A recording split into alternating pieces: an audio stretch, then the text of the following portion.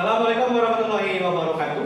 Waalaikumsalam warahmatullahi wabarakatuh. Kelas 9C, bagaimana kabarnya hari ini? Baik, yang hadir hari ini baik ya semua ya? Sehat ya? Saya lihat ada beberapa orang yang tidak masuk hari ini. Saya lihat dulu di agendanya. Ada 4 orang yang tidak masuk, yang 2 sakit, yang 2 lagi tanpa keterangan, betul? Doakan mudah-mudahan kembali ke jalan yang benar. Mudah-mudahan nanti di pertemuan berikutnya bisa bersama kita lagi. Sementara yang sakit kita doakan mudah-mudahan cepat sembuh, segala penyakitnya segera diangkat. Baik, untuk pembelajaran hari ini kita mulai dengan pembacaan Bismillah. Bismillahirrahmanirrahim. Mudah-mudahan nanti dalam 80 menit ke depan kita akan membahas topik tentang sistem reproduksi manusia. Mudah-mudahan setelah membahas topik ini ada pelajaran yang bisa kita ambil dan bermanfaat buat kehidupan kita ke depannya. Karena ada 2 jenis kelamin, laki-laki dan perempuan, berarti ada 2 sel reproduksi yang harus dihasilkan. Seperti yang dibahas di pertemuan sebelumnya. Untuk yang jenis kelaminnya perempuan atau wanita, sel reproduksinya berupa sel telur. Kalau yang laki-laki, oke. Karena kebetulan hari ini temanya adalah oogenesis pada wanita. Oogenesis itu kalau diartikan secara bahasa Indonesia adalah proses pembentukan sel telur. Berarti khusus hari ini kita akan bahas tentang sel telur dan dampak-dampak yang terjadi pada tubuh wanita. Apakah sudah semuanya pernah menstruasi?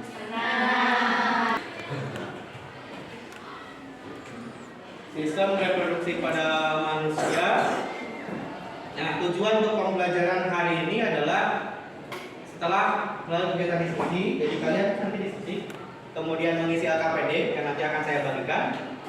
Maka peserta didik yang pertama dapat membandingkan proses spermatogenesis dan oogenesis. Oke, untuk pembelajaran kali ini, ilustrasi yang tadi disampaikan dari teman-teman yang lain, ada sebuah video pendek tentang menstruasi. Ini kejadiannya sepertinya di luar negeri, bukan di Indonesia. Karena kita tahu orang-orang luar negeri lebih ekspresif untuk mengekspresikan perasaannya. Silakan dilihat karena nanti akan berhubungan dengan LKPD yang akan kalian kerjakan. Hah? Anak SD sudah menstruasi? Normal nggak sih? Menstruasi atau datang bulan biasanya mulai dialami oleh anak perempuan yang berumur 10 sampai 14 tahun. Namun ada juga yang mengalaminya lebih awal, yaitu umur 9 tahun. Perbedaan waktu awal menstruasi ini merupakan hal yang normal karena dipengaruhi oleh banyak faktor seperti pola makan, aktivitas fisik, lingkungan sosial dan keluarga. Oke, tampak dari gambar barusan, kalian lihat sendiri kan bahwa ketika ada seseorang yang sedang pertama kali menstruasi mengalami kesakitan di bagian perut bagian bawah. Oke, sebelum kita mengerjakan ke LKPD-nya, ada pertanyaan dulu nggak? Tidak ada. Tidak ada. Oke, kalau gitu proses pembelajaran kita lanjutkan dengan pengerjaan LKPD.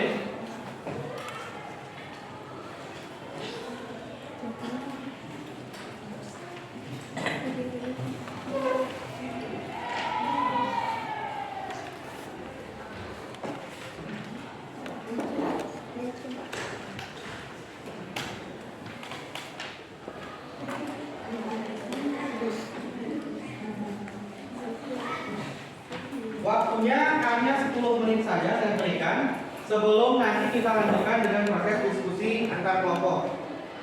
Jadi silakan manfaatkan waktunya seefektif mungkin, seefisien mungkin supaya semua pertanyaan bisa dikerjakan.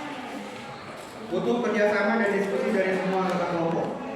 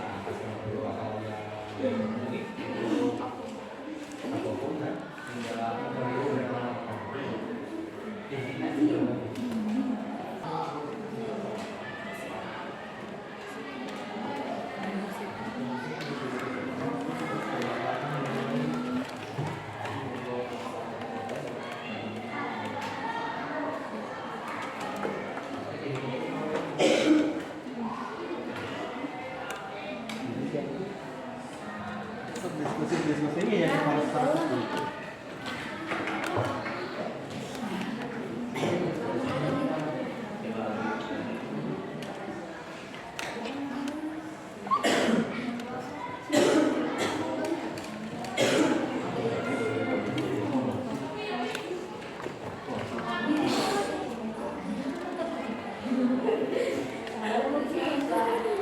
Kesulitan nggak? Ayo, berdua ya, berdua. Ya. Berdua lah.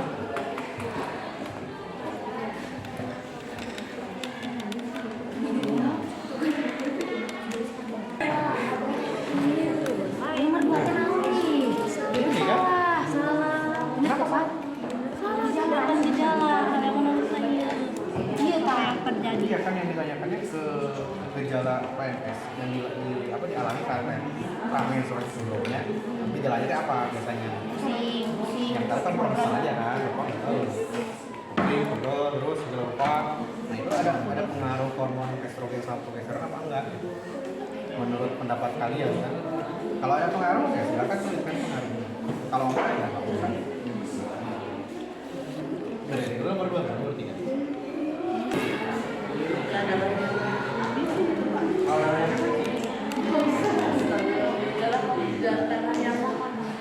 Yang keluar dari rahimnya itu udah kebenaran. Ya, apa hubungannya sama es? Mitosnya kan ini kan, nah teman-teman jangan minum dingin. Berarti nggak boleh dong masukin minuman dingin. Oke, sekarang saatnya kita bertukar dengan rekan di kelompok yang lain. Silakan perwakilan kelompok untuk berkunjung ke kelompok yang lainnya. Ya, kelompok 1, kelompok 2, 3, 4, 5. Silakan berkunjung. Dan membahas topik yang sudah disusun oleh kelompok masing-masing.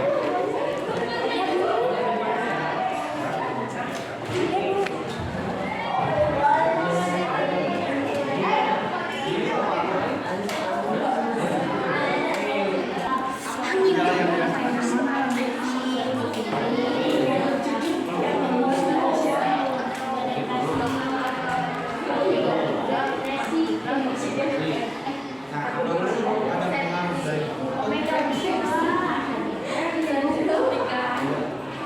pertanyaannya di sini bagaimana pengaruh estrogen dan progesteron kepada gejala yang muncul berdasarkan analisis yang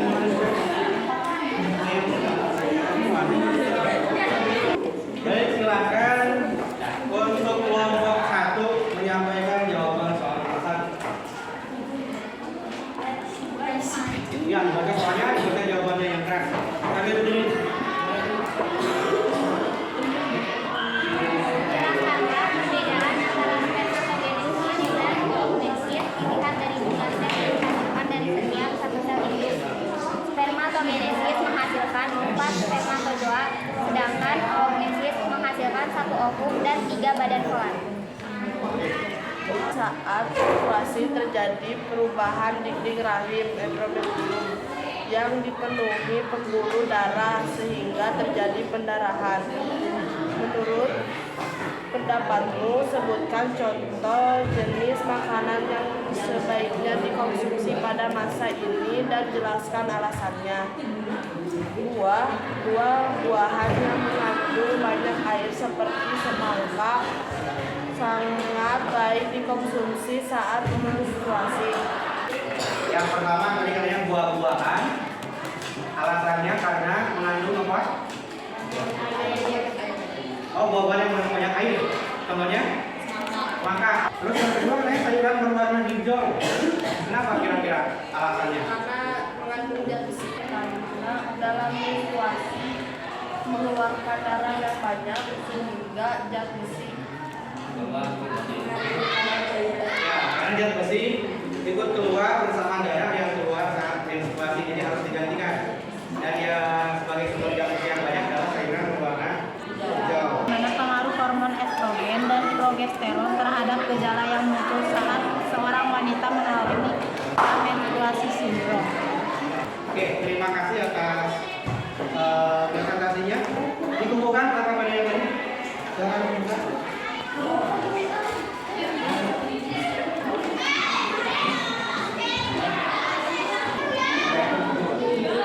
Oke, sebelum kita akhiri pembelajarannya, silakan dilihat dulu.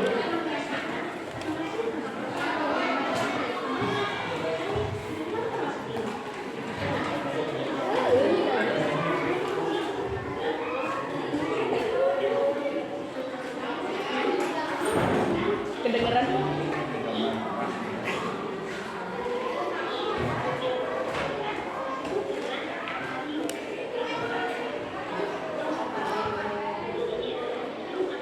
Tadi kan ada pertanyaan bagaimana pengaruh hormon progesteron dan estrogen. Barusan itu di tampilannya bahwa memang hormon estrogen dan progesteron itu sangat berpengaruh pada saat seseorang mengalami gejala menstruasi sindrom. Ketika satu hormon meningkat, maka gejala yang munculnya itu sesuai dengan hormon tersebut. Tadi salah satunya mudah marah, mudah sedih, sensitif, bahkan di fase-fase tertentu meningkatkan nafsu makan. Itu akibat dari fluktuasi hormon estrogen dan progesteron. Oke, untuk pembelajaran hari ini ada beberapa yang bisa kita simpulkan. Dari yang pertama, untuk proses spermatogenesis dan oogenesis ada perbedaannya. Coba silakan salah seorang menyebutkan perbedaan keduanya. Hematogenesis menghasilkan satu spermatozoid, sedangkan oogenesis menghasilkan satu tiga pada. Spermatogenesis menghasilkan spermatozoa sejumlah 4 spermatozoa dan oogenesis menghasilkan 1 sel ovum dan 3 badan pola. Oke, terus yang selanjutnya, ketika kita sedang menstruasi yang perempuan, maka makanan apa yang harus selalu dikonsumsi supaya kita tetap sehat? Buah-buahan dan sayuran. Alasannya? Karena tubuh membutuhkan banyak cairan. Butuh sebanyak cairan, harus disuplai oleh buah-buahan yang banyak cairan. Kalau sayurannya berwarna hijau, apa? Mengandung zat besi supaya menggantikan zat besi yang banyak keluar pada saat menstruasi. Oke, demikian pembelajaran hari ini. Bagaimana kalian melaluinya? Dengan senang atau dengan sedih? Dengan senang. Yakin senang? Yakin senang. Jangan lupa nanti kalian pelajari di rumah materi tentang spermatogenesis ditambah dengan materi fertilisasi. Nanti minggu depan ketika kita bertemu di kelas, kita tinggal bahas secara keseluruhan. Oke, untuk pelajaran hari ini kita cukupkan sampai di sini. Mudah-mudahan di pertemuan berikutnya kita masih dalam keadaan sehat